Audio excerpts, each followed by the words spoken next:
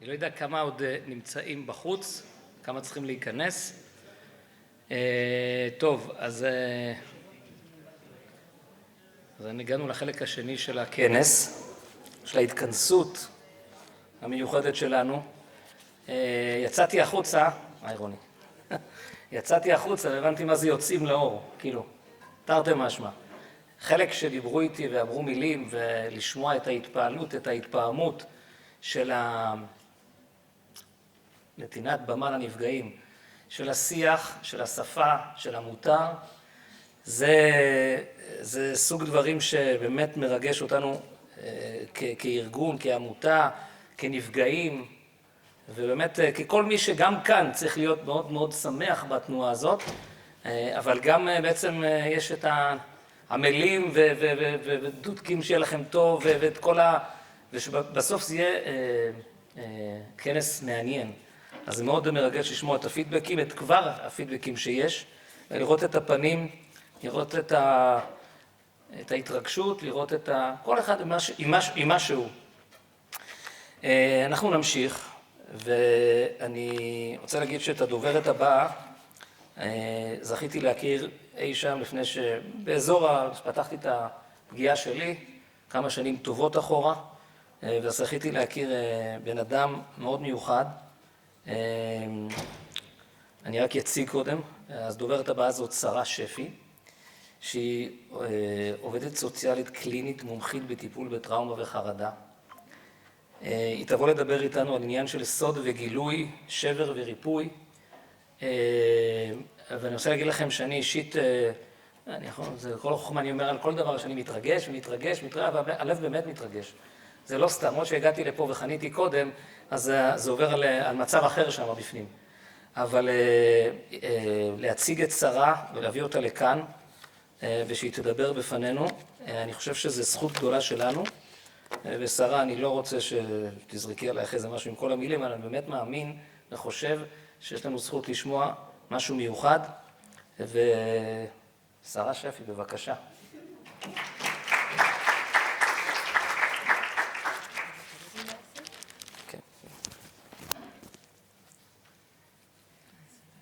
החלפות רק. מותר לנו סצינה. זה עובד בעיקרון. אם זה נפרד, פותחת פה את זה בסדר. שלום לכולם. איזה כיף להיות פה. בדיוק חשבתי שכנראה אם הייתי כותבת את מה שאני רוצה להגיד בהפסקה, זה היה נכתב ממקום אחר, מהמקום שמרגיש את מה שקורה פה, ומה שקורה פה הוא כל כך מיוחד, שגם כשידעתי שהולך להיות פה מיוחד, לא יכולתי לדמיין עד כמה. באמת הדבר הזה שהמרחב שיש לנו, שמותר לנו, זה מילים שאפשר להגיד אותם בכל מיני, אבל להרגיש את זה, להרגיש מה שקורה פה, אני חושבת שאף פעם לא זכיתי להרגיש ככה, ועכשיו אני עוד יותר שמחה שאני זוכה לדבר פה במרחב הזה. וככה היום התכתבתי עם עדיאל, סיפרתי לו שכמובן מאתמול אני חולה, כמה לא מפתיע. וכמה שזה לא מפתיע, עדיין זה מפתיע, ועדיין זה יכול לבאס, ואיך יכול להיות, ואיך זה בדיוק, דניאל דיברה על הגוף נפש, איך יכול להיות שעדיין הוא כל כך מגיב, אבל זה בדיוק זה. ואני חושבת גם חושבת שלכל אחד שדיבר אי פעם, אולי על זה בזה אנחנו עוסקים היום, אבל יש את הפחד הזה, שבאמת שמעתי אותו גם מהדוברים קודם, וכל אחד שדיבר את זה, זה נתן לי כל כך הרבה מקום, אז אני גם רוצה להגיד בכוכבית, להסכים לדבר, גם אם עשית את זה 1000 פעמים, זה כל פעם לדעת שיש סיכוי שיהיה לך דיסוציאציה. ויש סיכוי שפתאום יתבלבלו לך המילים, ויש סיכוי שרגע לא תבין לאן אתה הולך. וזה כזה אומץ. אז אני רוצה להגיד גם תודה למי שכבר דיבר ונתן לי את האומץ היום, וגם למי שפה שאני מרגישה את זה כמה אפשר, וגם עבורי זו חוויה תיקון, כי תודה לאל יש לי כוח לדבר, אבל גם, זה גם היה פעמים שדיברתי ואחר כך ככה פגשו אותי עמוק ושמו סימני שאלה ולקחו גם לכל מיני מקומות, כי אני אדבר על זה גם, אבל יש מחיר גם לדיבור כמובן, לא סתם אנחנו מפחדים ממנו, גם אם אנחנו אמיצים הוא עדיין פוגש אותנו. ועבורי זה האפשרות הזאת באמת, שעדיאל הזכיר לי את זה היום, שמותר להיות מי שאני, וזה באמת התדר שמרגיש פה, זה פלא. אז אני מקווה מאוד מאוד שהמילים שאני אגיד כאן יוסיפו לטוב, וגם חשוב לי להגיד, היה לי הרבה כאילו תפילה על זה שזה יהיה גם מהיר, אבל גם לא מתרגר, וגם נוגע, אבל גם לא מכאיב, אז כמובן באמת, כמו שאמרו לפניי, גם ממש מותר לכם להרגיש מה שנכון לכם, ולצאת ולזוז, ושנייה להיתקע בפלאפון, והכל ממש בסדר, ההפך. אני ארגיש הרבה יותר בטוח לדבר, כשאני יודעת שכל אחד שיושב פה מרגיש בטוח לדאוג לעצמו. כאילו, ככה יהיה לי יותר את החופש לדבר. אז נתחיל. אז ערב טוב לכולם, אני שרה שפי, נשואה ליוסי ואימא לארבעה מופלאים, וגם אני אגלה לכם שבדיוק השמש שקע והתחיל לי יום הולדת 41. כשעדיאל כתב לי על התאריך החדש, אמרתי לו, וואלה, לא מאמינה שזה יוצא ביום הולדת שלי. זה בכלל עניין כזה, וגם כאילו 40 היה עגול וזה, אז 41 זה כבר כאילו, באחת הזה כבר להיות פה, על הבמה הזאת. בגיל 33, אחרי שנים שאני מטפלת בעצמי בנפגעים, אחרי סשנים טיפוליים שאני בעצמי עברתי, כשכבר חשבתי שאני הכי מודעת והכי מחוברת, פתאום הזיכרונות התחילו לעלות. הם היו מטושטשים, בלתי מובנים, הם היו תחושות עמומות והבזקי תמונות. הרגשתי שאני לא יודעת כלום, אבל אני גם מתחילה לדעת. נפגעתי מינית מאבי. ולמרות שידעתי, לא ידעתי. ולמרות שהתחלתי להבין, חשבתי שאני משוגעת. רק לאחר 4 שנים, אחרי תהליך ארוך שאני עוברת, תהליך שכלל מי שיודע ומי שלא, כל כך הרבה. מבחוץ, מבפנים. אחרי 4 שנים קיבלתי אישור ודאי ועצוב שנפגעתי פגיעה קשה ומתמשכת. איני יכולה להרחיב על הנסיבות שהובילו לגילוי שנתן את האישור, אך חשוב לי להגיד שהרגע הזה, יחד עם הכאב הנוראי, היה כמו גאולה. אני לא משוגעת. אך הוא לא היה יכול להגיע בלי מסע ארוך של השנים שקדמו לו. מסע שהיה בו סבל כל כך גדול. המחשבה שאולי אני ממציאה הכל, ואולי סתם אחריב את משפחתי, הייתה כל כך מטלטלת, שגרמה לי לרצות רק להתעלם מכל הסימנים. אך אל מול זה היה הפחד שהפוגע יפגע גם בהמשך. פחד שתודה לאל לא נתן לי מנוח, יותר מהרצון להשתיק הכל ואת עצמי. וחוץ מהפחד היה גם עוד קול שרצה אמת, קול שרצה להבין, קול שהרגיש שאולי יש סיבה לכל מיני מופעים שהגיעו במהלך חיי, שאולי לא סתם התנהגתי לפעמים בצורות שאני בעצמי לא הבנתי למה. אולי יש סיבה לכאב שהולך איתי שנים וכאילו חסר פשר. בדרך הקשה הזו היו 2 אנשים שתמכו בי לאורך כל הדרך. האיש שלי האהוב והמטפלת שלי. יש להם חלק עצום ביכולת שלי לעבור את המסע הזה, את השנים של הטלטלות. כשאני חושבת מה הדבר המשמעותי שהם העניקו לי, זה שכבר מההתחלה, כבר מהרסיסים הראשונים, כבר מהחלקים הכי לא מעובדים, מצד אחד האמינו לי, ונתנו מקום לכל דבר שעלה, והתייחסו אליו בכבוד, בכאב ובעדינות, ומצד שני לא האיצו בי לרגע, להבין יותר או לייצר תשובה ודאית. ועזרו לי תוך כדי תנועה, לייצר מרחב בטוח ונכון מול הפוגע, מרחב שיאפשר לי לעבור את תהליך הגילוי בדרך שתהיה הכי טובה ובטוחה עבורי. גם היום, שנים אחרי הגילוי, יש עוד דברים נוראים שאני מגלה על עברי ועל הפגיעה הממושכת שנפגעתי. גם היום, אחרי שנים, יש רגעים שאני עדיין תוהה לעצמי אם המצאתי הכל. למי שלא חווה את זה, זה כמעט בלתי אפשרי לתפוס איך זה יכול להיות. איך כל כך הרבה שנים לא ידעת? איך פתאום נזכרת? איך הכל מטושטש? איך את לא זוכרת? ומה זה אומר שגם כשאת נזכרת, כל כך הרבה זמן חשבת שאת ממציאה? איך זה יכול להיות שלפעמים עדיין את פתאום חושבת, אולי כל זה לא קרה, או שאת מגזימה? זה הסיפור שלי, אבל גם הסיפור של הנפגעים והנפגעות. כמי שפגשה בעצמה ופוגשת בקליניקה אנשים רבים שמתמודדים עם זיכרונות מעוממים, עם מסע בין גילוי לשיגעון, אני מרגישה שחייבים לדבר על זה. בשביל הנפגעים ובשביל החברה שלנו. אני רוצה לדבר היום על משמעות הסוד והגילוי. מקובל לדבר על פיצולי הנפש שהנפש עושה כשאי אפשר להכיל את הזוועה. רבות מוזכר מנגנון הדיסוציאציה, מצב בו ישנם ניתוקים בין חלקי התודעה. חייבת להגיד שנייה בסוגריים. האיש שלי אמר לי, אבל תסבירי מה זה דיסוציאציה. ואמרתי לו, לא נראה לי. אז אמר לי, לא, תוסיפי איזה משהו. אז מקודם שלחתי לו הודעה, אתה יודע, פה דיסוציאציה זה כמו להגיד היי, זה לא משהו שצריך, כאילו, היי, זה בשפה שלנו. ישנן תופעות רבות לדיסוציאציה, החל מטשטוש ועד לממש מחיקת זיכרונות. מנגנון זה הוא אחד הדברים הכי משמעותיים בהבנת התגובה לפגיעה, ובהבנה למה זה לוקח לנו כל כך הרבה שנים להיזכר, אם בכלל. תופעות הדיסוציאציה יכולות להתאפס מבחוץ כלא הגיוניות. כמה פעמים היינו מואשמים שלא יכול להיות שככה שכחנו, או מה זה אומר שבדיוק עכשיו נזכרת. אני יכולה להבין עד כמה זה נשמע לא הגיוני, בדיוק כמו שלא הגיוני שפגיעה מינית מתרחשת. דיסוציאציה לרוב היא האפשרות היחידה לשרוד את הפגיעה. אבל אני רוצה להוסיף עוד מבט על הדיסוציאציה. הדיסוציאציה המתמשכת של הנפגעים לא קורית רק בגלל מבנה הנפש, ולא רק בגלל הזוועה שבפגיעה. הפיצולים אל מול פגיעה מינית גם נוצרים במכוון על ידי הפוגע, באופן מודע ומניפולטיבי. אני רוצה קצת להסביר את מה שאני אומרת. פגיעה תמיד מתרחשת במרחב של יחסים בלתי שוויוניים. נוסף על כך שיש בדרך כלל פערי גיל, פערים של כוח פיזי ופערי מעמדות. ידוע ש90% מהפגיעות בילדים מתרחשות על ידי בן אדם מוכר, קרוב. היות הפוגע דמות משמעותית עבור הילד מוסיף כוח מנטלי עצום לפוגע בעיניו של הנפגע.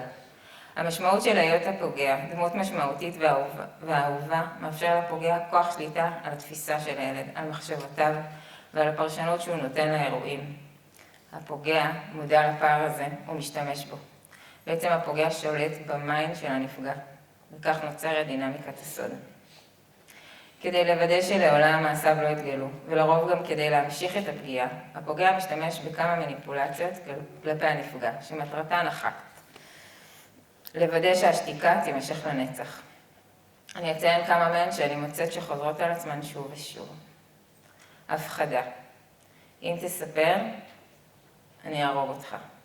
כמובן זה אפילו לא צריך להיות במילים, מספיק הגודל של הפוגע, מחוות גוף, אבל גם הרבה פעמים מצטרפות להם מילים מאוד ברורות ומאיימות. איך זה מרגיש ללכת עם פחד מוות בעולם? איך זה מרגיש שלא רק שנפגעת, בעצם חייך, ואולי חיים של יקרים לך, עומדים באיום? אשמה. ליצור את התחושה שזה בגללך. תראה מה אתה עושה לי, אני לא יכול לעמוד בפנייך. למה באת לכאן? מה זה עושה לנו ללכת עם אשמה? אם אני אשם, בעצם אני הפוגע. ככל שאני אשם, ודאי שאשתוק לנצח. אך מעבר לפגיעה, חלק בזהות שלי תופס עצמי פוגע. מה זה עושה לילד, נער, מבוגר, ללכת כפוגע בעולם? שותפות. לייצר תחושה שאנחנו ביחד. זה הסוד שלנו. יצירת תחושה שמה שקורה כאן הוא מיוחד וטוב ושומרים בסוד, כי הרסו לנו את הנפלאות הזאת. ואם זה כל כך נפלא, מותר להצטער שזה נגמר, להתגעגע. מה זה אומר על מפגש שהולך בעולם ולפעמים גם מתגעגע לדבר המיוחד הזה שהיה לנו רק לנו? תעתוע. לא קרה כלום. מה? לא היה פה כלום הרגע. טשטוש. לייצר תחושה שהמצאת הכל. גם בתעתוע אינו צריך מילים. מספיק הפער שרגע אחד הפוגע מדבר אליי בצורה אחת, ורגע אחרי שכולם סביבנו הוא מדבר אליי בצורה אחרת. דינמיקת התעתוע היא אחד הדברים עם ההשפעה הפסיכולוגית הכי קשה. כי לא רק נפגעת לך באופן עמוק תחושת המציאות, וערעור המציאות יוצר ערעור עצמי. היה או לא היה? אני יודע או לא יודע? הדבר הכי בסיסי, לסמוך על עצמי. להרגיש אחידות בין איך שאני תופסת את המציאות למציאות עצמה, נקרעת ממני. כך נוצרת תחושה פנימית של שיגעון. מניפולציות רבות, לעתים פוגע ישתמש באחת, לרוב ינוע ביניהן, יואב, ישנא, יאשים, מתקרבן, יכחיש. כפי שציינתי, הן קשורות, מתערבבות. עשיתי איזו הפרדה, אבל הן עובדות ביחד. יש להן תוצאה אחת ברורה, שתיקה. אך מאחוריה נמצאת פגיעה עמוקה בכל תפיסת העצמי והמציאות. אני מרגישה שיש כבר מודעות לפגיעה והשלכותיה, כמובן, תמיד יש עוד הרבה, אבל יש איזו מודעות כזאת. אך לרוב העיסוק הוא בהשלכות הפגיעה המינית עצמה. אני רוצה להגיד שיש את חלק הפגיעה הממשי והשלכותיה הרחבות בגוף ובנפש. אך מנגנון הפגיעה, הסוד וההשתקה הוא עוד חלק עצום בפגיעה. זאת אומרת, ההתמודדות של נפגע היא לא רק כי הוא עבר פגיעה מינית, אלא כי הוא נושא עם הסוד. ונשיאת סוד הפגיעה היא בעצמה פגיעה מתמשכת. בעצם כל עוד הסוד נשמר בתוכי, הפגיעה מתמשכת. כל עוד אני שותק, הפוגע חי בי, מכוון אותי. כל עוד אני שותק, יחסי הכוחות של פוגע ונפגע ממשיכים להתקיים בי. כל עוד אני שותק, אני חסר אונים מול מה שהתרחש בחיי.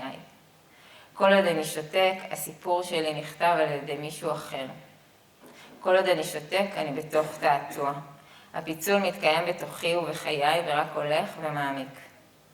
התעתוע שפגיעה מינית יוצרת הוא לא מול השאלה אם נפגעתי או לא. המחיר הכבד של התעתוע הוא שהוא פוגע בבסיס כל האמון שלנו בעצמנו. כי אם אני לא יכול לסמוך על עצמי שנפגעתי, איך אני יכול להאמין לעצמי על כל דבר אחר? איך אני יכול לסמוך על הרגשות שלי, על הפרשנות שלי? אין לי שום שליטה בחיי. אני רוצה רגע לעצור ולהזמין אתכם להרגיש. אני בטוחה שיש כאלה שלא צריכים את העצירה שלי בשביל להרגיש את זה, שמרגישים את זה כל רגע. ומי שמרגיש את זה, אני שולחת לו כבר מפה חיבור גדול. אני רוצה להזמין אותנו להרגיש רגע, מה זה אומר ללכת עם סוד של פגיעה? איך זה מרגיש? איך נראית המערכת הפנימית כשיש בסוד כזה?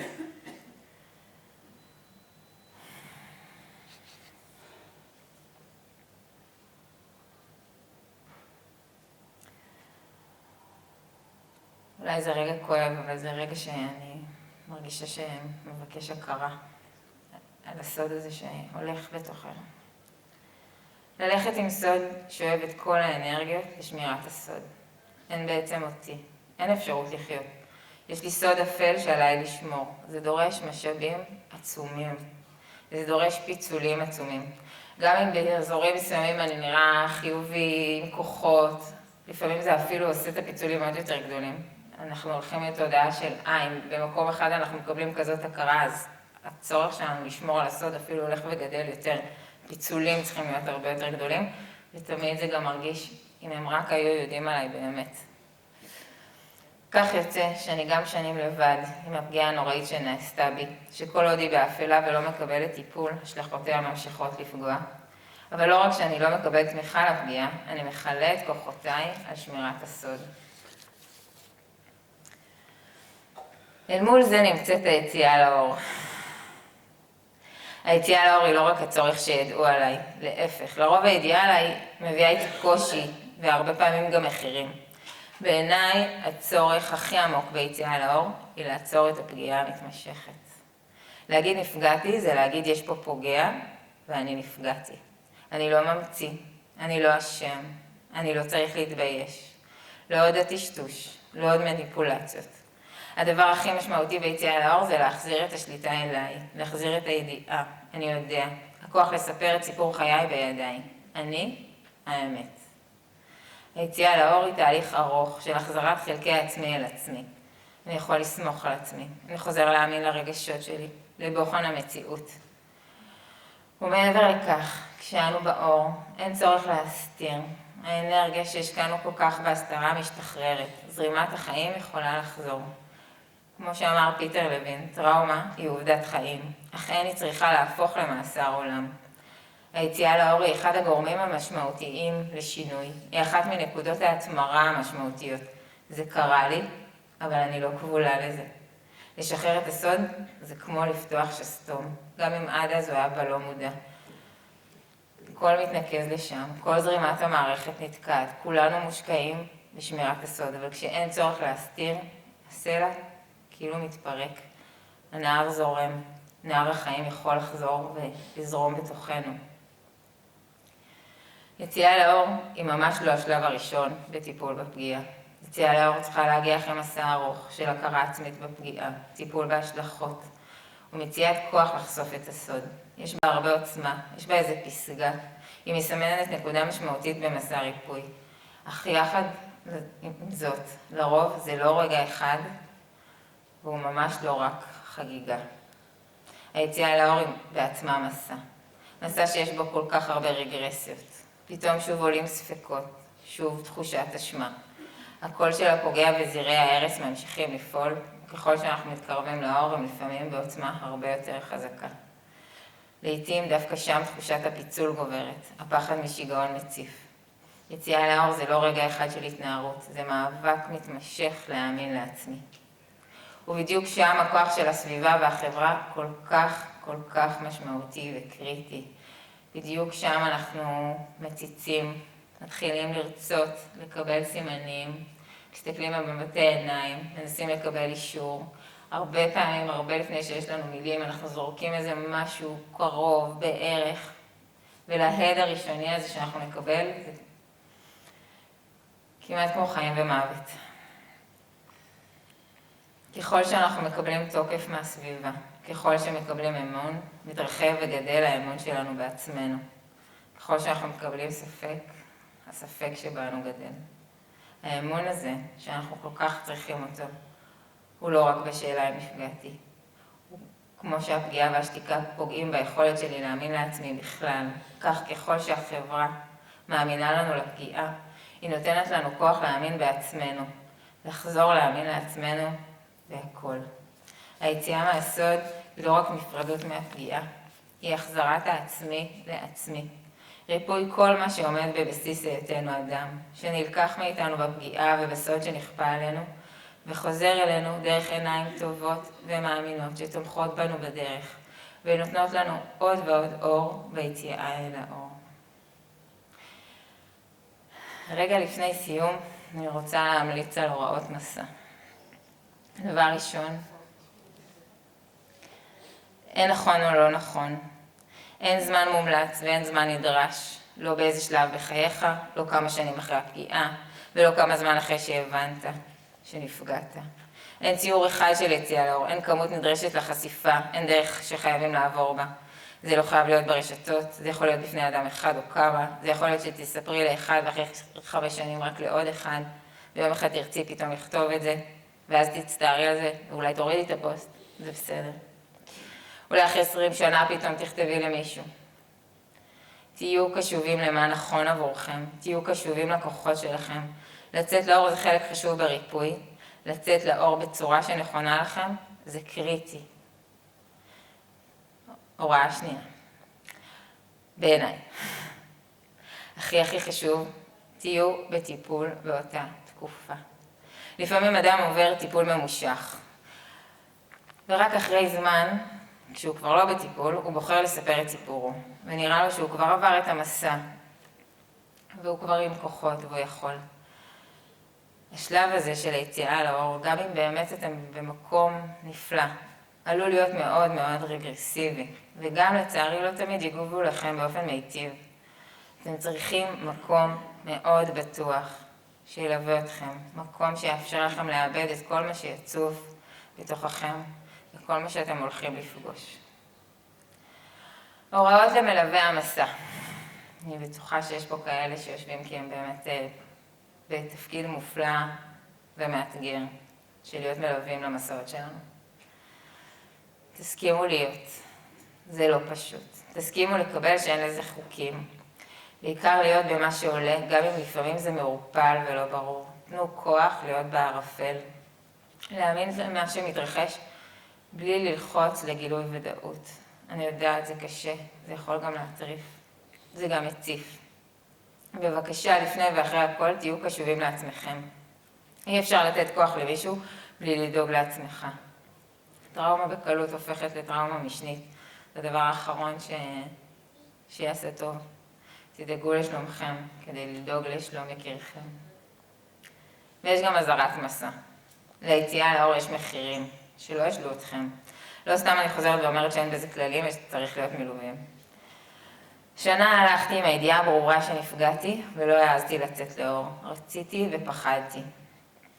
לצאת לאור זה מפחיד, ישנם פחדים שמתקיימים רק בתוכנו, ובסוף מתפוגגים, אבל חלקם מתגשמים. ליציאה לאור יכולים להיות גם מחירים. גם אני באופן אישי שילמתי הרבה מחירים עם הבחירה שעשיתי לצאת לאור, ועם איך שבחרתי לצאת. אבל שום דבר לא ישווה למה שהיציאה לאור העניקה לי. אני יכולה לדבר על מה שזה העניק לי אז, כמו שבבת אחת הסתיימו לי התקפי החרדה. אבל הדבר הכי משמעותי שאני מבינה, ואני יכולה להבין את זה רק בטווח של שנים, זה כמה מאז היציאה לאור חזרתי לעצמי ולחיים. 3 שנים אחרי הפוסט ההוא, כל אחד יש לו את הרגע הזה, כאילו רגע. והחיים שלי, עם כל חלקיהם, גם אלה שנפגעתי, גם אלה שעדיין כואבים, צומחים ויפים מאוד. הפגיעה קיימת, אבל היא חלק קטן מאין סוף שיש לחיים להציע לי, ושאני שמחה לקבל מהם. אני רוצה להודות לכל מי שאי פעם העיז ויצא לאור, בכל דרך שהיא. אני יודעת כמה כוחות זה דורש, וכמה סיכנתם, ואולי עדיין מסכנים עבור זה. אתם אמיצים שלמרות הכל בחרתם בעצמכם ובחיים. אתם אמיצים כי אתם מעניקים לאחרים כוח להאמין בעצמם ולבחור בחיים. אני מאחלת לכולנו שנדע תמיד להעניק לעצמנו ולאחרים עיניים טובות ומאמינות, שיהיה בנו כוח להשתחרר מכבלי אפלה ונדע לחיות באור.